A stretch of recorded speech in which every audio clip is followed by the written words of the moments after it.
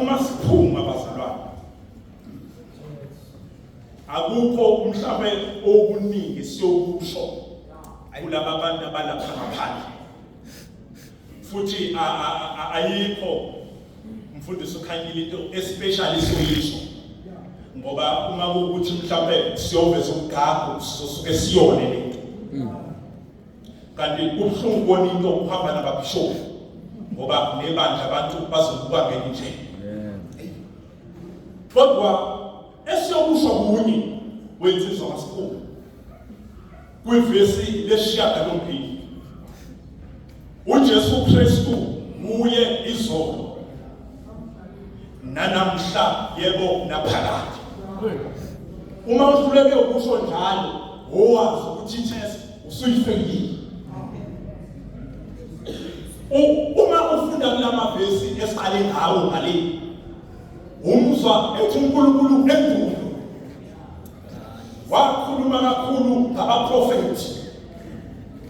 Kodwa kule mihla yethu yanamhlanje uNtakaBlosi usekhulume ngendodana yakhe eseyindlalifa ezinto zonke. Okusho ukuthi ngamanye amazwi asiyile laphana ukuyopresenta ibandla lamasheshi. Ngoba ibandla lamasheshi linezoni ezifana nazo zonke ezinye izoni ezikwamanye amabandla. Hayibo. Kodwa into esiyele ukuyopresenta lo obekiwe bathiwa yena usayindlalifa yazo zonke izinto. Siyami. Angazi ngizwa noma izwile yini umfundisi uNgobo kathena epresenta ngendaba yama-drugs. Ukuthi baniki kangakanani abantu abanye balahlwa, abantu ababathembayo, abantu abanye bengafamily members. Yathi khani ithemba ukuthi ubaba wayilahla yaze yangena ama-drugs. Hey, dakatsheni.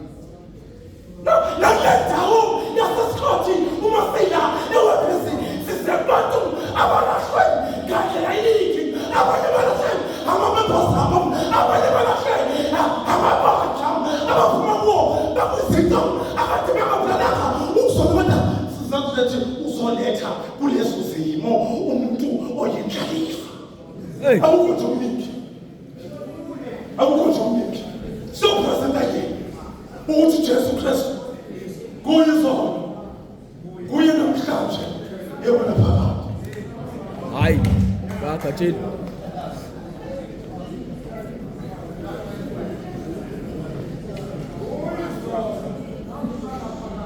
Baba wethu ogcwele nomyese ngosemthi. Yebo. Siyamabuza. Asizethembeni thina sithembe. Ngoba amandla ophila kuwe. Amandla okukhuluma. Thakoto ngokosa abantwana bakho ngekhuluma manje. Egameni likaJesu. Amen. Amen. Abanye ngokuthula niyothanda nisebenzele inkosi. Egameni likaKristu. Amen. Yesu lapha, Yesu lapha. Sesiyaphuma bafowethu, sesiyaphuma madodana. Siyaphuma.